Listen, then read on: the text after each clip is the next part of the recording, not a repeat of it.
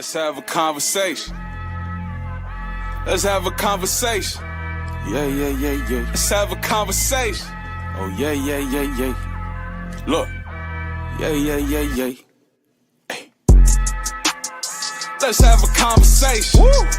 Pick up some gems, life is all you make. Go.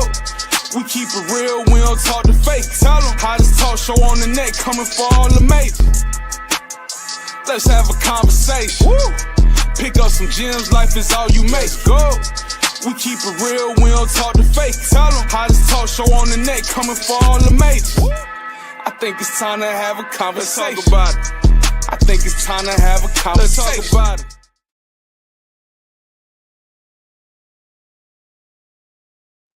Hello, everyone. This is Michelle Biggs, CEO of My Best Everyday Coaching and Consulting, and host of the video podcast Real Conversations with Michelle. Welcome to episode 3 of my Affairs of the Heart series.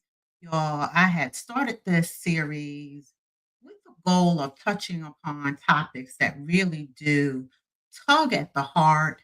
We started off talking about friendships. The second episode was about grief. And now we're going to talk about divorce tonight. And anyone who has gone through the process knows that it can be a very emotional process. And the question is, how do you ensure that you're taking care of yourself as you are going through this process? And especially during the holidays if you have children.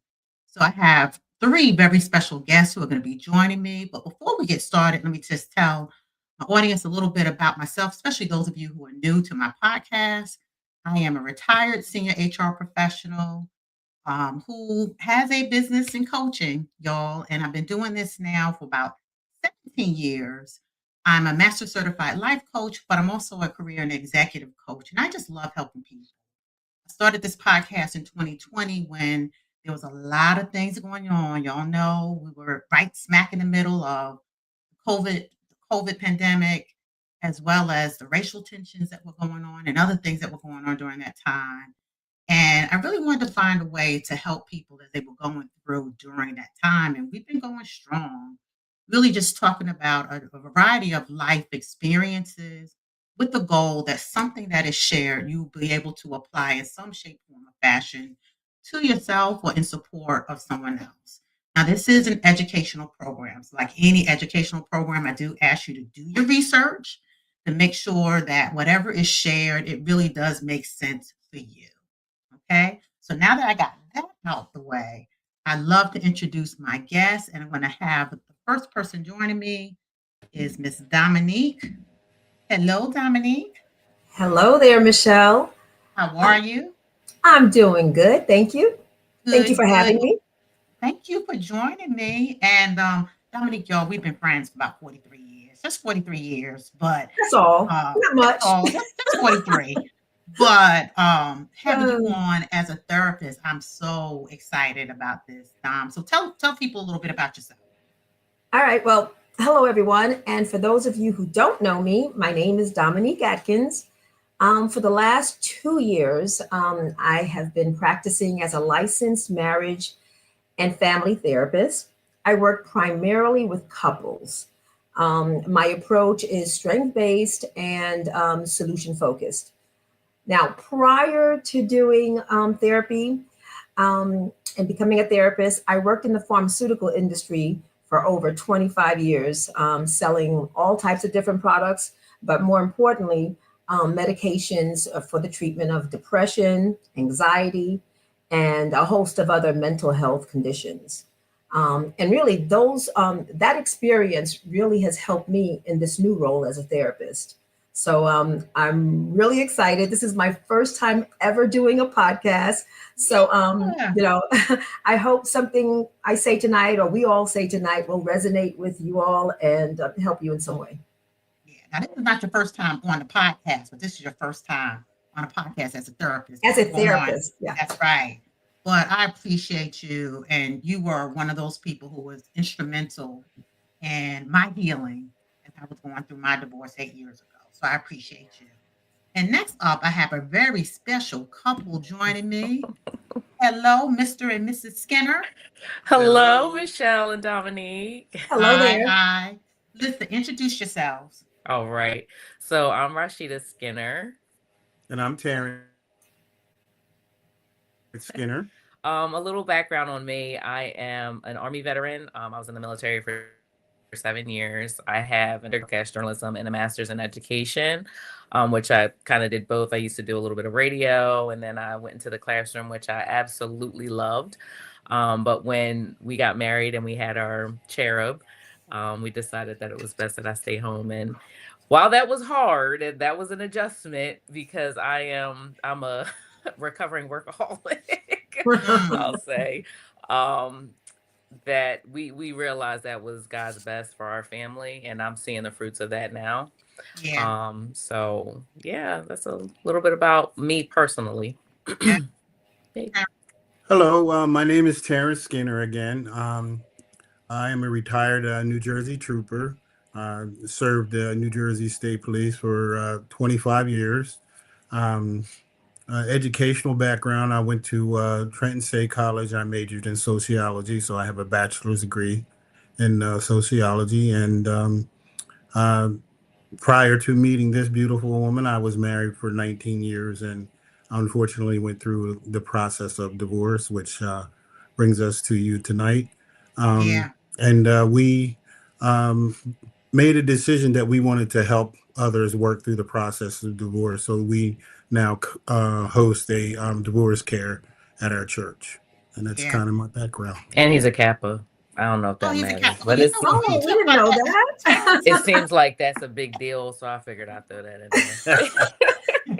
It To is. us Greeks, it is. Hey, brother in crimson and cream. Yes, Right? but yeah. So anyway, but thank you for sharing. And and I shared this with Dominique and the Skinners. When I was going through my divorce 8 years ago, what was so instrumental in my healing and moving forward was that I worked with a therapist and I also participated in a divorce care ministry, like the one that the Skinners are facilitating. So, this is about support and again, how can you navigate your divorce with grace and growth? And it is a process. You have to be intentional about it, and it can be done. So I'm so glad to have, and I mentioned this to Terrence, to have a male perspective as Yes. well as someone who's gone Yes. through divorce in this space, because I think it's important. 'Cause I think, men and women, we deal with things a little bit differently Hmm. sometimes. So very glad to have all of you on tonight. So let's get started. And my first question, when we talk about healing the heart, what does that really mean to each of you in the context of divorce?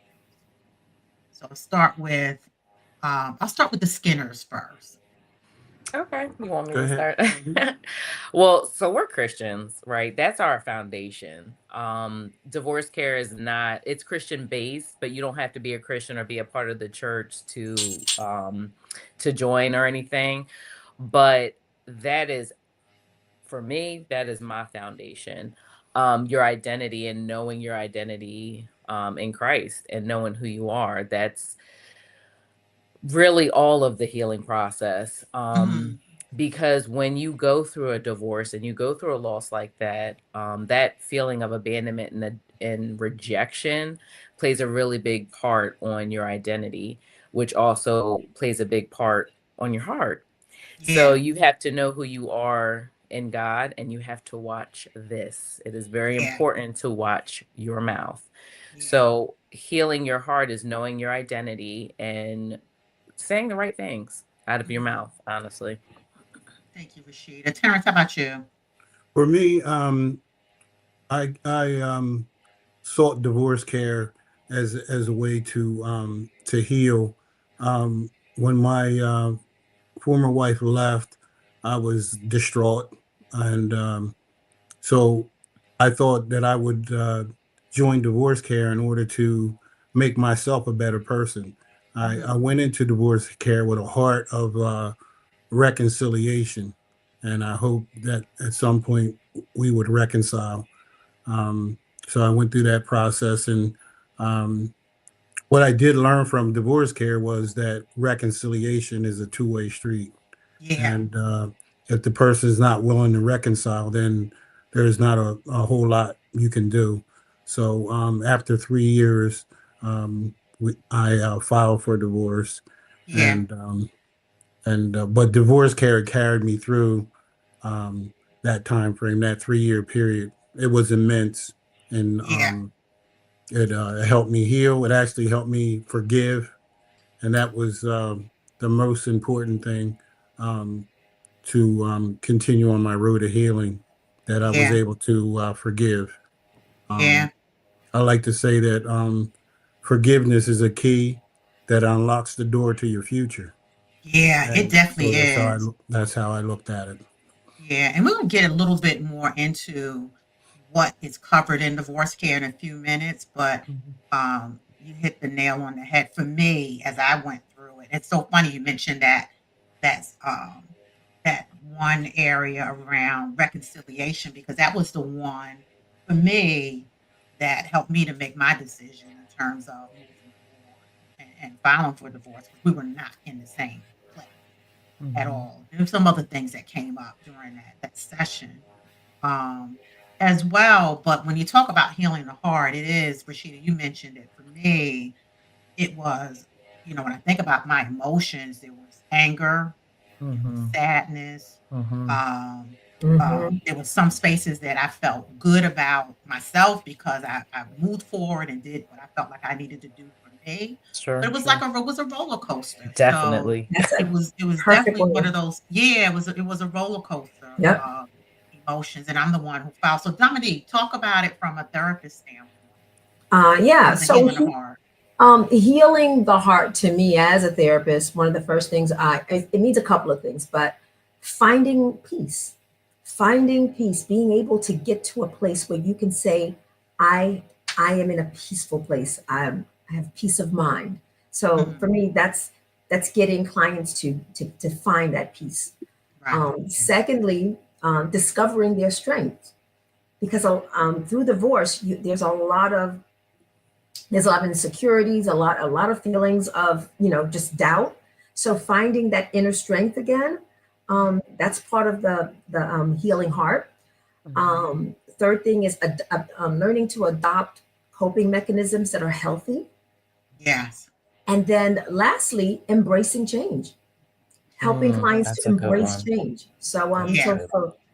that's what healing the heart means to me. That's Yeah. good. And Dominique, it is because it's a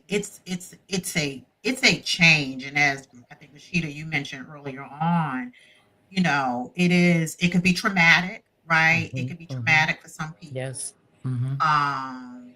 And then you add on the holidays and it just brings up a whole nother set of emotions. And if you have children, even having to help your kids through the process as well. Dominic, let's stick with the feelings a little bit. So divorce often brings up feelings of grief, guilt, and even relief. How can people give themselves permission to feel all of these things Mm. without judgment? Because I know for me, um, it was hard. I felt there was a point in time I was embarrassed, right? Having been in a church and was a leader at a church, and I had not been married that long, right? So I had to kind of get out of my own head, and really didn't tell a whole lot of people that I was Mhm. in this process for a Mhm. while. And then there was a point in time, and like I said, I think divorce care and therapy for what that I stopped hiding. Stop hiding, and Mm. was open about talking about it. So talk about that, Dominique. That's good. So, as you mentioned, divorce is a traumatic event. And that's what it is. It's a Mhm. traumatic event. It causes significant emotional and psychological distress. Mhm. It is a major life stressor, Mhm. major. And I think you hit on the fact that it's part of a grieving process. Mhm. So one of the first steps, when it comes to healing, is being able to acknowledge all those feelings, all these emotions that you are experiencing. So yeah, allowing yourself to feel and express those emotions um, in a very safe and non-judgmental environment. That's why therapy is good because you have someone there that's giving you that safe space, that's giving you that non-judgmental place to be able to just let it out. And the Yeah. reason it's so important is that when you're actually experiencing those feelings and feeling them and expressing them, you're allowing yourself also to make peace with them, Mhm. with those feelings. And it Yeah. gives you that opportunity to let it out and Mhm. then let it go. Yeah. Yeah. Rasheeda and Terence, anything you want to add to that? I think too with divorce care, it kind of when you're surrounded with other people that are going through it with you, you don't feel so crazy. You realize that Absolutely. you're not alone, that other people, everybody's journey and process is different, but it's still the same journey and process. So, there's one segment that I mean, I say it in every class. Oh, I love this part. I love that. And I really do. There's like each class, I love something very specific. But when they talk about the emotional, there's like a line that they have, the emotional, mental, and physical. And sometimes you're exhausted and you're tired in your physical body because of what you're going through emotionally. And when I went through divorce care and I saw that, I'm like, that is exactly what I'm feeling because I was tired. I was exhausted all the time. But that's because so much of your energy is being spent on your emotions and trying to regulate your emotions. So it's so important to get into something, therapy, divorce care, something where, like you said, Dominique, where you can express those emotions and get them Yeah. out. And again, what divorce care allows is for you to have, okay, we can facilitate, but a lot of times what other people are saying is what helps as well because it helps you relate and, again, let you realize you're not crazy. You're just going Yeah. through a normal and Right. hard process. Yeah. And we'll Yeah. talk a For little bit me, more. Go ahead, Terence. divorce care represented a safe haven. Mhm. And my class, there were probably 20 people. There was 14 ladies and 6 men. So the the Wow. the fact that we were able to have men in the class, and because men are in most cases less verbal, don't Hmm. want to express our feelings, we were able to release. And that fact that we could talk in a safe haven, and it brought up it normalized things for me. I felt Mhm. normal. I wasn't the only one feeling these things. I wasn't the only Hmm. one going through, some of the issues with divorce. So it gave me a peace and a confidence that I could get through the process. Yeah, and I'm gonna have you guys talk about what divorce care program is all about because what I think, and we talked about this, a lot of people don't know about divorce Right. care. Yeah. I don't know why it's not publicized as a program, just in general. Mhm. If you're part of a church, you might hear about it because your church actually has it. But let's talk a little bit about what the program actually covers, if you don't mind. It's interesting because some people, like, find it by accident. We had Yeah. that a lot. Somebody will say, "Well, I was typing something in and divorce care just popped up." So it is a shame that it's not as publicized unless you're part of a church. But if you Hmm. find it by accident, divine intervention, right? But Absolutely. divorce care is biblically based. Usually it is hosted by churches. You do not have to be a Christian or a part of that church. It is outreach. It's a 13-week course. There are three parts to it. There is the video. There's a video every week with a specific topic. For example, forgiveness would be one. Your former spouse would be another. Singlehood would be another. And after you view the video, there are prompted questions that we as the facilitators ask. It's usually between maybe 5 to 7 questions. Depending on the size of the class, we don't always get through those questions, or you kind of go off on a tangent and start a whole nother conversation. But it's just something to prompt the class to talk about. And then the third part is a workbook. We had one of our participants call it heel work instead of homework. Yeah. So I we like call it that. Yeah. So do I. So I've been using that quite a bit. But and then that's a really important part too, because that's something that it's kind of like a journal in a sense, a guided Mhm. journal.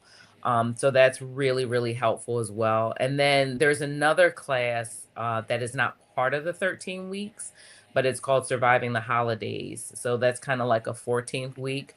But that's essential for this time. So Surviving the Holidays basically just focuses on like the video itself focuses on Thanksgiving and Christmas, but in our class, when we do it, we do 2 sessions. We do a fall session, we do a spring session. We do Surviving the Holidays in the spring as well, to cover Yeah. Easter and Memorial Day and Mother's Day and all the other holidays in the spring. Yeah. So Yeah. that's a little bit about how the program works. Did you want to add anything, babe? Yeah. I was fortunate enough to when I went through, they actually had DivorceCare for kids, Yeah. and Mhm. my son Yeah. participated, and we did that at the same. Like I went to class and he went to class, and Good. what that did was it was a blessing that it opened up the lines of communication between he and I, Yeah. and it's just amazing what some kids actually think about divorce. And he Yeah. actually thought that it was his sister and his fault that we were going through a divorce. How old was they, So Terence, when you were going he through? was 9 at the time, and his Okay. sister was 12 or 13. They're 4 years Okay. apart. Yeah. Okay. And we'll talk a little bit more about that piece in terms of Hmm. children. But like I said, I went through it, and I don't remember when I went through it, they didn't do Surviving the Holidays. But to your point, Rasheeda, when you and I spoke, probably because it was the timing of the year that I went through, so we didn't go Mhm. through that. But Mhm. there's a session on loneliness. I pulled it Mhm. up just so I can 'cause I remember, like I said, all of it was just so good. Fear and anxiety, Yes. family and friends, Mhm. financial and legal issues, Mhm. conflict, forgiveness, Mhm. former spouse, single living, brighter Mhm. days. And what I loved about it, because there were so many different facets of it, Mhm. of the topics that were covered. Some, some applied and some didn't. Yes. But to hear other people share their stories, Terrence, to your point, and have men in the class, I Yes. appreciated that because that gave me a male perspective as Yes. well. For me, especially when Wonderful. I was in my mode of yeah, when I was in my mode, I'll just leave it at that. I won't use words that I want to. We understand. I understand. But Yeah. yeah, y'all, the women understand. But when I was in that mode, it was just like hearing the males kind of speak. It was like, oh, okay, different perspective, right? And the male Michelle, said the same I don't mean to thing. interrupt you, but I Yeah, have to say this. Rashida. When I first saw Terrence, so with my divorce, there was a lot of infidelity. Okay. So I Okay. was bitter, very, very bitter. And Yeah. I first saw him. I was fairly new to the church, so I didn't really Okay. know a lot of people. But when I started divorce care class, Tammy had brought him in to give a male Okay. perspective. We didn't have a lot of males in our class. Okay. So I remember when I saw him, well, first I was like, "Oh, who's that?" That was a shock too, because I wasn't looking at nobody. I Right. mean, Right. I was just in that mind frame, right? Right. So I'm Right. bitter. I'm like, yeah, he in here looking all fine. He probably cheated Right. on his wife. That's why he all in divorce. Just a mess, right? Right. So towards the end, I, had my arms folded. I had a whole attitude, and I was like, well, I have a question. Do all men cheat? Mm. And he, in his calm demeanor, I'm a lot more healed now. I don't feel that way anymore. Yeah. But he said, ma'am, I don't know your full situation, but I was married to my wife for 19 years and I never cheated on her. So no, all Yeah. men don't cheat. Yeah. If I had never seen him ever again after that, and thank God I did, Mm-hmm. that was enough. I Yeah. needed to hear that. I needed to know that. It Yeah. changed me because it made Yeah. me realize well, maybe there are, of course, I didn't know his whole story. I didn't know, Right. everything that transpired, but maybe there is some good men. So that male perspective is so essential, not just for the men, but for us too, for the women It in the room Mhm. is. to It have that is. perspective And too. I'll Forgive be me for honest, interrupting. I agree. I even I had a male therapist Mm, because I wanted a different perspective. I wanted mm-hmm, someone who could challenge me in terms of my thinking and what and how I was managing things. And he happened to be a Christian as well. mm, But it was just for me, I just felt like I needed that mm-hmm, for myself. And like I said, it was just eye opening. And now the program too, because when I was attending, it was in person. They mm-hmm, now you can find it, they have online. So y'all just look up divorce care. If you know anyone who is struggling, just look up divorce care and you can find a program in your area. mm-hmm, It is faith based, as everyone said, but you don't have to be a Christian to join it. The lessons are just invaluable. mm-hmm. I can't Really? say enough about it. That's So, true. Terrence, I'm gonna stick with you for a minute. So, emotional journey through divorce. Oftentimes, as women, we feel like it's not as visible, right? When we, guys tend to have a, for the most part, kind of hold things in. I'm not gonna say all men, but so what helped you open up, and how did you find healthy ways to cope and heal?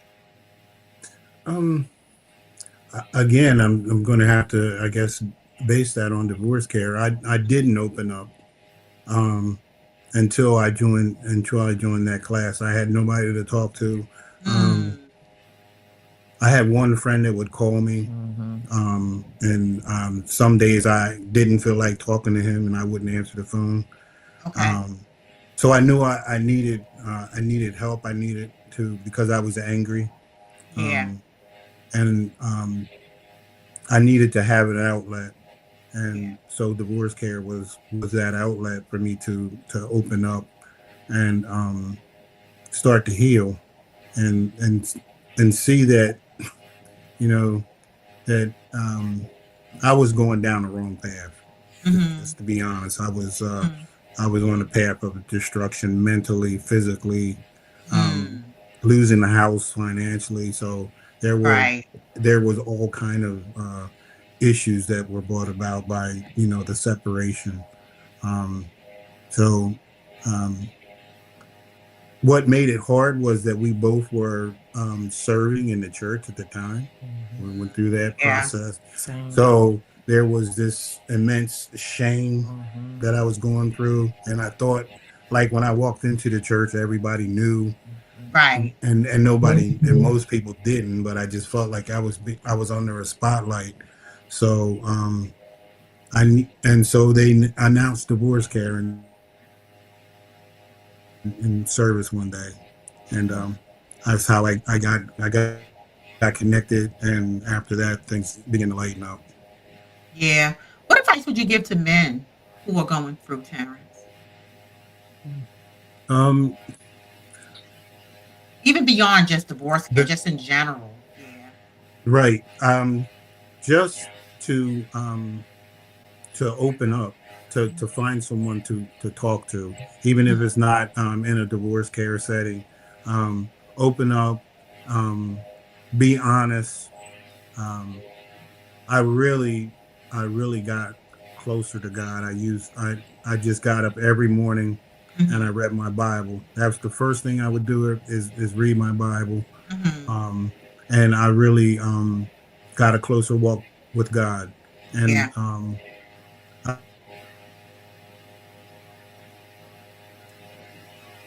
to show me where I was wrong, Mhm. because nobody's perfect. Mm-mm. So Yeah. I couldn't say that she did everything wrong. But what God showed me was that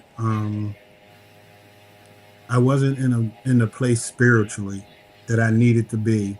Mhm. You need to be as a man, you need to be able to pray for your wife, and that should be every day Yeah. without cease.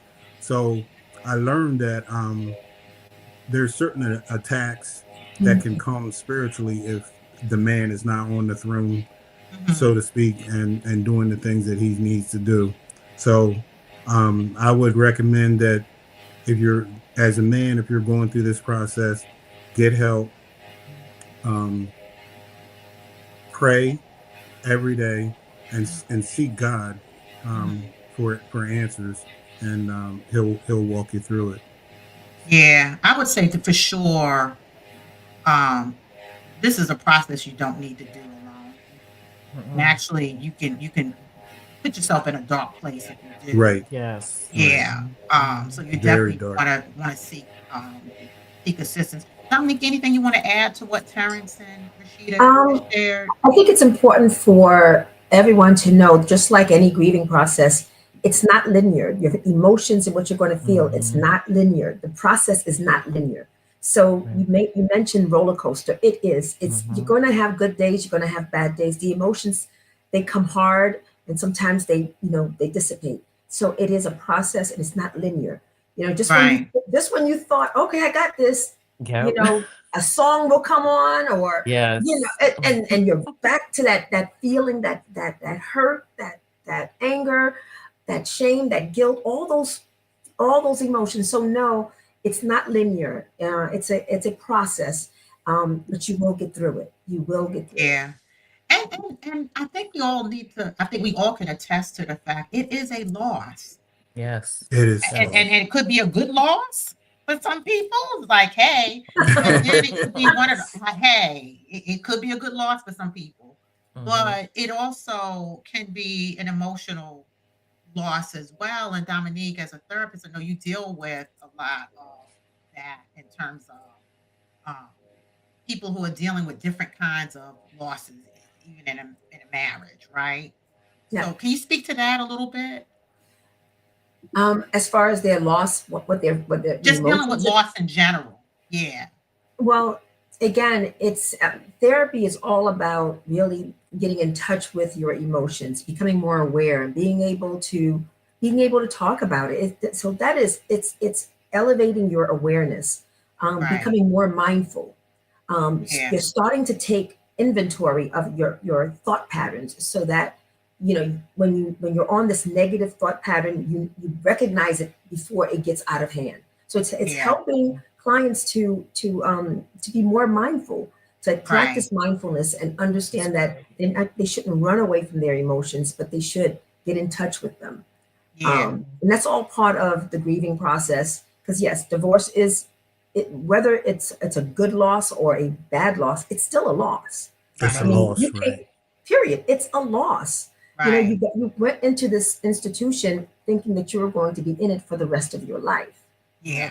So yeah, I help clients, like, really, to get in touch with all those emotions, and Yeah. understand how to recognize the patterns of thought and break the negative thinking patterns, Yeah. and replace them with more positive, healthier coping mechanisms. Yeah. That's good. Mindfulness is huge. Yeah.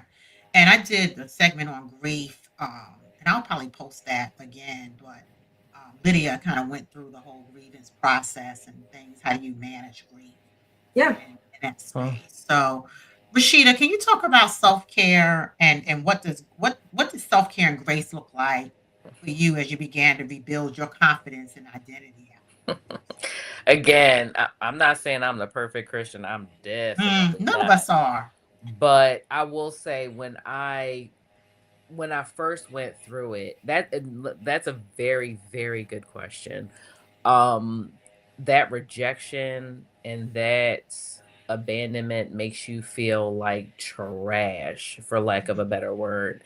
mhm. And you almost just, if you do not stop and settle yourself, you will grasp for anything that's giving you any type of attention, and just Mhm. add on a whole nother layer of mess in your life. Yeah. So, but that's easy to say now because I'm out of it. Right. But it's so important, like I said before, to know your identity in Christ. But the reality is, when it's first happening, you're not thinking about that, right? Mhm, mhm. So you may make choices and decisions that aren't the best. And that's where this grace comes in, right? Yeah. that grace piece is very important, and you have to realize that you are going through a change and things don't make sense, and that's okay. That's the grace part. It is Right. okay that things are not perfect. It is okay that things you don't feel like yourself, right? I was, very independent, had a job, always had a job, always, had things, going on. Things were structured and then they weren't. So I Mhm. felt less than. But Mhm. it's like you can because you're going through a process. Right. Um so and then self-care is not self-care in the sense that getting your nails done or getting your hair done. That can be an aspect of it. That can Right. be. But before you work on the outside, you have to work on the inside because that's a Mhm. reflection. You can get your hair and your nails done and still look a hot mess because your inside is a Exactly. mess. You know what Yeah. I mean? Absolutely. And that self-care is really taking care of your soul and your Yeah. mind, and Yeah. then and taking yourself out. It's okay to take yourself out to dinner. It's okay to Yeah. take yourself out to lunch. It's okay to Yeah. go to the movies. You have to start to enjoy you. You have to You. start to enjoy yourself. Mhm. So Yeah. again, just, being kind to you, watching your thought process, as you touched on, Dominique, just and sometimes you literally, like, I would have to speak out loud and Yeah. say, "No, I'm not doing that. No, Yeah. we're not thinking like that today." And Yeah. one of the scriptures that I memorized was Psalm 141:3. Set a guard, O Lord, over my mouth, keep watch over the doors of my lips to protect Mhm. the words that came out of my mouth. So just giving yourself that love Yeah. and that space to step back and really just work on your soul Yeah. and And give I yourself think, grace in the mistakes because you're going to make mistakes. oh You yeah, are. Mhm. You absolutely. just And are. I Absolutely. found for me forgiving myself, Yeah. Yes. right? I had to start there because, as someone who has been in the helping field all of my life, right? Mhm. I was in this headspace of, okay, why couldn't I help myself here? Why couldn't I see certain things? Why couldn't I, right? Yes. But I had to forgive myself, and it took me a while to get to that place. But once I did that and um, allowed myself to speak about it, because part of it for me was also being able to speak about it, Yeah. Yeah. right? That is so huge. And I had held it close to the vest. Those who were in my immediate circle kind of knew. Mhm. But I had found myself, people who were outside of my circle, they're like, "Everything okay?" I'm like, "Yeah, they're fine." Mhm. And it got to a Mhm. point where I was just like, "No, they're not It's fine. not. I'm going Mhm. through a divorce. We're separated." Mhm. And but I felt so much freedom even being able to talk about it. I felt like Yep. I Mhm. wasn't hiding anymore, right? Um, but I would just leave it at that, right? Mhm. Wasn't dog mouthing the person, not doing Right. any of Right. that, right? And to your point, you made the statement about guarding your mouth. And it was Mhm. really there are times when I really had to say, Michelle, there were things that was being said that I just had to say, don't respond. Mm-mm. Mhm. Don't respond. Nope. Yeah. Yeah. Terence, had anything you want to add to that? Um, no, I believe what you're saying. For me, it was just um, so many different emotions that Yeah. that I was dealing with that um, and I was just going down a dark path. Yeah. Your Just self-care as a male, what does self-care look like for you? as a male, I had to pull myself out and accept help. That's what it, Yeah. it looked like because I didn't want to talk about it. I didn't want to talk to anyone about it. Um, and I had this one friend that would reach out Yeah. um, You mentioned that to earlier. to Yeah. so but as I began to pray and God let me know that you have to accept this help or this is you're Yeah. not going be in a Yeah. good place. Yeah. So you have to admit, at some point you have to admit that you need help, Yeah. and that's Absolutely. not always easy for Yeah. men, especially men. We try Mhm. to, we can just buff through it, and I'm a man, and I'm not going to let nobody see me cry and all Yeah. that. Um, but I had to realize that I needed help, and reach out for help. Yeah. Let's talk about kids now. And and I know both of you had kids when you were going through your divorce. And had this conversation with one of my friends. I have two girlfriends who've gone through divorce. Both of them had adult kids. One, the adult kids really took off, right? And they were angry at the mother, right? Um, but and so as you're dealing with your kids, talk a little bit about your process in terms of working with your kids as you were Go going through ahead. this process. Mhm. So mine were 7 and 9 when we went through it. And the number one thing I can say to anyone, never ever say anything negative about the other parent. Yeah. Ever. Ever. The way our separation went, it was amicable to the point where the kids just realized, okay, mommy and daddy aren't together. My dad's at his dad's house and my mom's at our house. They didn't really, see us fighting. It's very important not to argue and fight in front of the Absolutely. kids. Mhm. If you have to have a conversation and you need a mediator, do that. Mhm. But if there is, and also it was important to keep the structure for the children if you Yeah. can.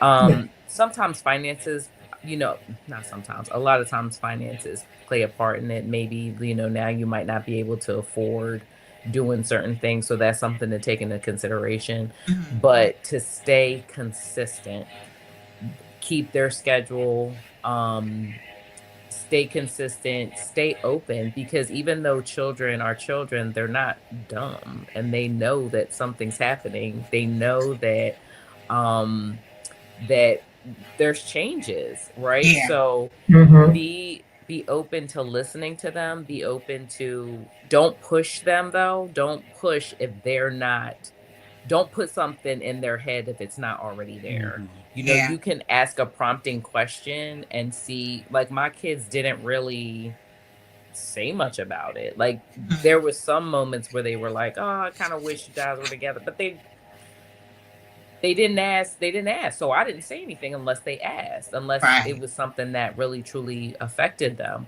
Yeah. Eventually I did, put them into therapy, Mhm. but even in putting them into therapy, our divorce never came up. They Really? were, Okay. yeah, Yeah. Yeah. it never Nice that really they were came well up. adjusted. Yeah. Yeah. Yeah. So again, if I can, consistency is key, and never say anything negative about the other parent ever. I grew up with divorced parents, and divorce care when I went through was healing for me as a divorced child. I was a grown woman at 31 years old going through divorce care, crying because it healed me as the Right. child of divorced parents. My parent, Mhm. no, I'm not here to, knock my parents. You know better, you do better. Nobody's Yeah. perfect. Yeah. But Yeah. Yeah. everything you weren't supposed to go through, I went through as a kid Oh, and Yeah. felt like, oh, it Rasheeda. was my fault. I went through that as well, thinking, Right. oh, if I was this way, maybe, this wouldn't have happened. And I didn't even, and what's crazy is I never even saw my Mm. parents together. I was like 2 weeks old when they separated, but Okay. there was always contention, always, always fighting, always, always, Right. always. Um, so when I went through divorce care and I learned how to do, was learning, I'm like, oh, I that wasn't my fault as an adult. So with that, of course, I have that background to know what I didn't want my kids to go through Right. too. So Right. that was at the forefront of my mind too, going through it. Yeah. Yeah. And I see someone, Bronx Jackson, says the kids know and understand a lot. Mm-hmm. Absolutely agree. No negative talk about the other parent. And, you Yes. know, kids, they do know a lot. They're very They perceptive. very. They know when things are happening. They know when things aren't right, Mm-hmm. right? They know that. Dominique, go ahead, and I want to hear Yeah. Terence's I was just feedback. going to say, I was going to add just one more thing to you. Said everything that I was thinking of, Rasheeda. So, but the one thing I wanted to add was it's important not to unload your adult problems onto the Yes. child. Yes. That is, Mm, you know, you need to allow your children to express, talk about what they're feeling, without you leaning on them for adult emotional support, like not on your Yes. kids. And that is key. And a lot of adults don't realize they're doing that when they're Right. unloading all their stuff onto the child. Yes. yeah. So Yes. that's And a I no would no. assume, Dom, that that could happen, especially if you have older kids, If you have right? older kids, I was about to say, yeah. Yes. Yeah. Yes. Yeah. So that's a no no. Yep. And just modeling what calm looks like. Yeah. Because Mm-hmm. when you're Mm-hmm. calm and they see that you're calm through the process, Mm-hmm. they stay calm. So modeling Mhm. calm is important. Yeah. Right. And I don't think it's wrong to cry either. You No. know, it's okay to let them know that you're sad because they may be Yeah. sad too, and they can Yeah. express that, right? Though, Yeah. okay, well, but again, not unloading yourself on Right. there. But hey, you know, mommy or daddy, it we're It's sad, normal and to it's okay to cry. to show your Yeah. emotion. Yeah. Absolutely, absolutely. And So I you agree. having them go through therapy, I think, is very important because it's, I Mm-hmm. mean, you don't know how they're feeling. Right. And you don't know, some of them may express it Mm-hmm. verbally, Mm-hmm. some of them may hold it in.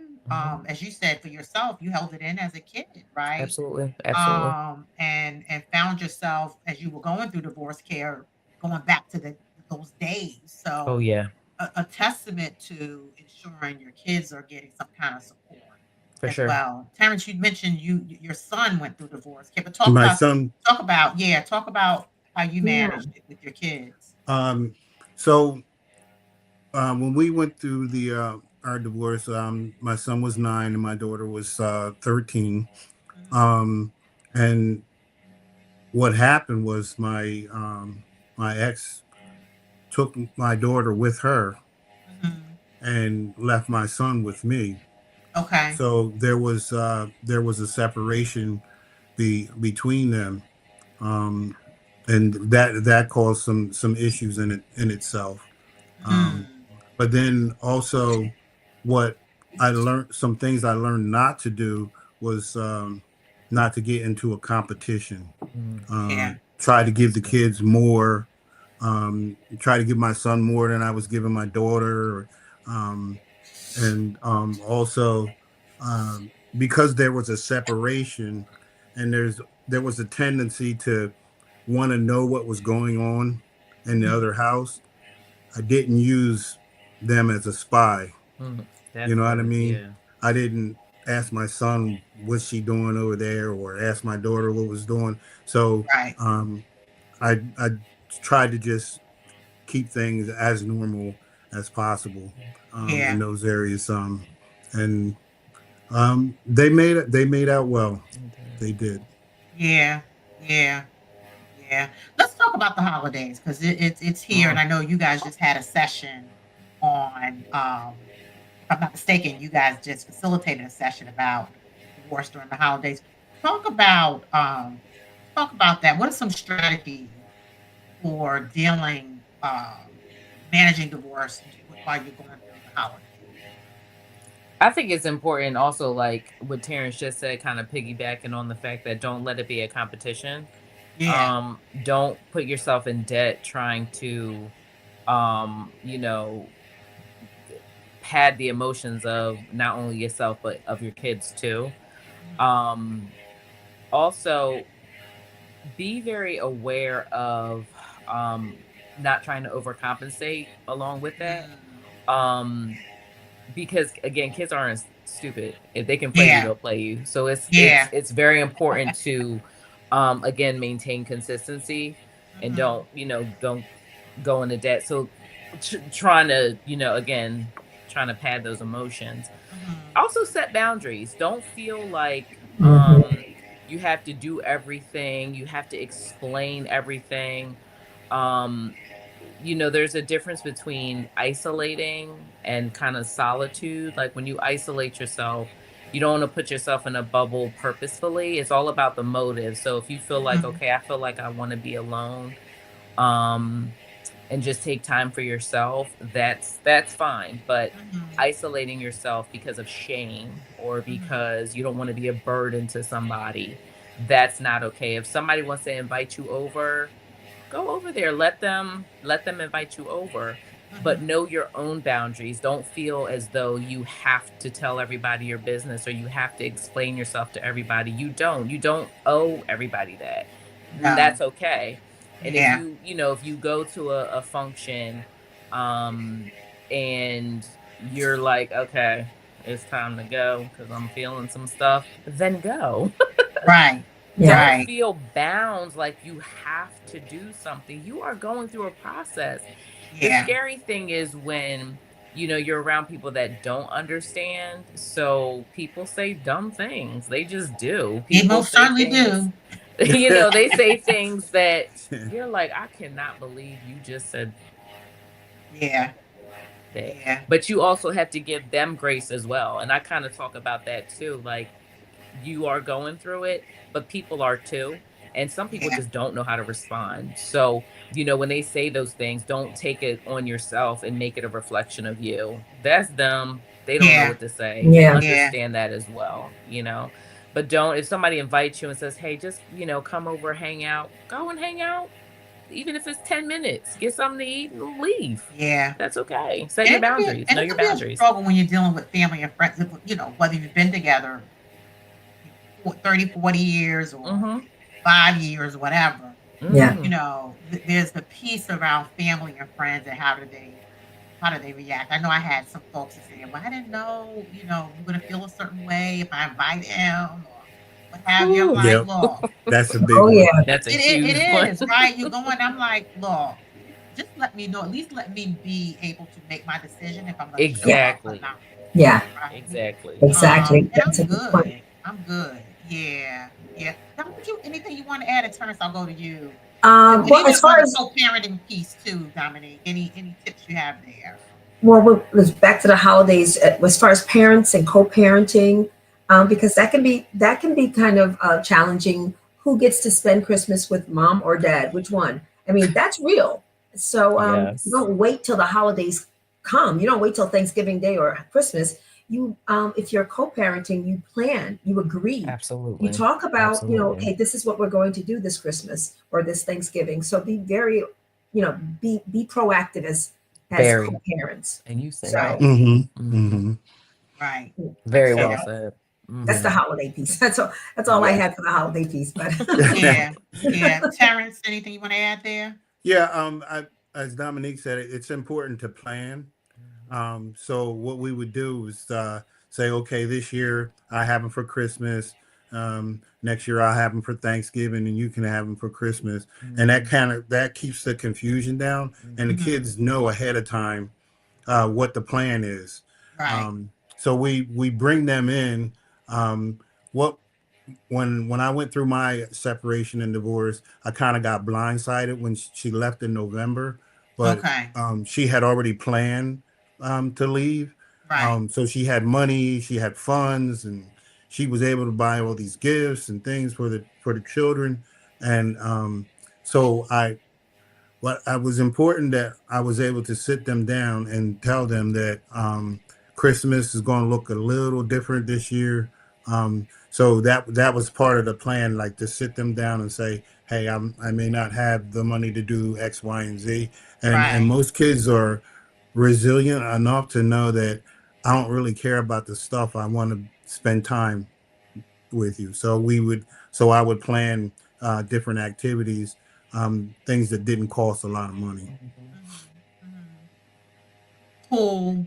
Cool. How do we, Dominique, this might be more for you, but anyone can answer the question. Reframing divorce not as an ending, but an opportunity to really just to grow Mm. and Um, clarity and renewal.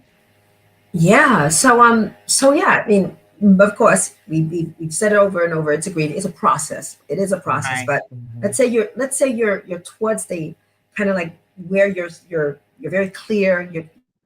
The clarity is there. Um, so that divorce can be reframed as a journey of self discovery. Yeah. Mhm. Because now you are kind of how do I put it? You're rediscovering yourself. Yourself. Yep. Uh, Mhm. there are a lot of there are a lot of interests that you may have let go while you were married. There are a lot of new interests that Mhm. you may find about because marriage creates circumstances where you may have to learn new skills. Let's say Yeah. you were not the person that was the finance person in the marriage, or you were not the person that was fixing every little things here and there. All of a sudden, you're Mhm. learning new skills, discovering new Yes. things about yourself. So it Well is a said. journey of self discovery. So Mhm. so you can reframe it as a new chapter in your life, and you're discovering something new about yourself. It's so you embrace it. That's why I said embracing change is important. Yeah. That's well Yeah. said. Rasheeda and Terence, anything you want to add to that? That Dominique was very, very well said. Oh, I thank think you. it's important to know that you didn't waste your time. I Yeah. know that is very whether you've been married for 3 months or 40 years, and we have people that have been married 33 years, 27 years, 20. That's It wasn't a waste of time. Yeah. You learned something, you grew, it took me a long time to realize that. Like, Yeah. that was my 20s and my early 30s but I have two beautiful children and you know, even though the expectation wasn't met, it wasn't all bad, right? I Yeah. still learned a lot. I still grew a lot. I still obtained a lot and learned so much. So it's not a waste of time. Yeah. It's not, and it's not necessarily failure. You're not a failure. So I think even giving yourself grace in that, and knowing that because if it was supposed to be something else, it would have been, Mhm. right? You can That's say, that's important. I think that's an important that is so mm-hmm. important. I'm a true believer that everything happens for a reason, it does. It right? does. Um, and just understanding that piece. Mm-hmm. We talk about friendship, some are for seasons, some are for a lifetime. Mm-hmm. That's right. Um, but also understanding that um, there are times you might outgrow each other, and if you're not, and you guys know better than me because you've been married for a minute, much longer than me, and Dominique. I know she was I married, was married for widower, 17 years. yeah, Oh I but know wow. there was some. Yeah, you got to my always husband you passed got to away. say that Oh, I'm again, sorry. Dom. No, I Dominique, was say just that saying I again. was Sorry, married we for have any 17 side years. conversation. I'm sorry, but go ahead.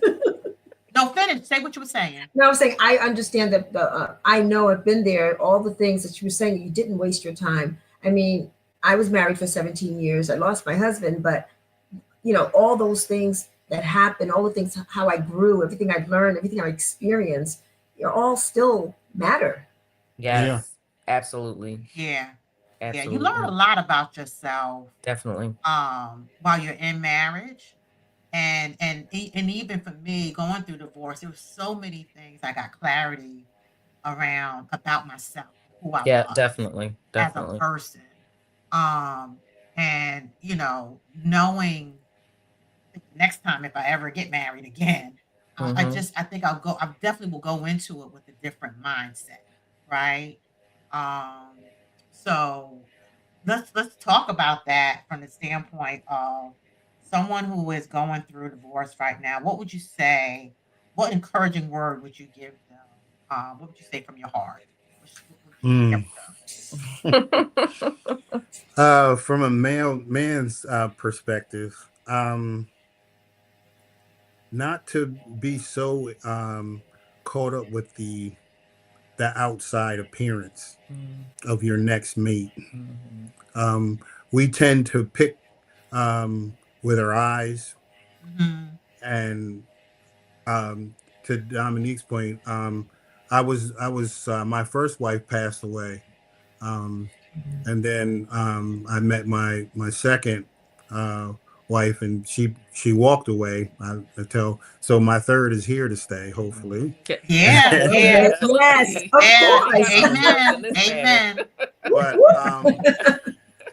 But with Rasheeda, with Rasheeda, it was completely different. I picked basically the first two with how they looked, how they walked, how they wore their clothes, and this with Rasheeda, I pray for God to send me someone with a good heart. Yeah. Because God really, God cares about the matters of the heart. And obviously I didn't do a good job picking myself. So I stepped out of it, and I was like, God, you send me a good wife. Send me someone with a good heart. Amen. She literally came up to me a Wednesday night after Bible study and invited me out for coffee. Yeah, that's a whole testimony in itself. So I love it. I would say for the men, involve God in the process of picking your mate. Yes. Yeah. Yeah. Rasheeda, how about you in terms of someone who's beginning this divorce journey? What would you say for them? Relax. Yeah. Relax. Don't base your decisions on how you feel right now. Yeah. Because you might feel rejected, you might need that attention. Slow down. Just slow down. If it might not be everybody's desire to be married again, and that's okay. But if it is your desire, again, let and sometimes we can think we did let God in it, but when we really sit back and ask ourselves, it's like, but did we? In my prayer, the way I don't know how much time we got, but the way our stories connected like this, it's unbelievable, because I was praying that the Lord would send somebody that could see my heart. Right. And he was praying for somebody with a good heart. I didn't know when I would ever get married again. I knew I wanted to be married again, but I knew I couldn't be married to somebody like I was married to before in that context. I'm not bashing anybody. Again, nobody's perfect. Yeah. I wanted to be different, right? And it's important to just give yourself grace and slow down. Don't make choices based on how you feel right now, period. Yeah. And really allow yourself to kind of go through the process. I was like, Lord,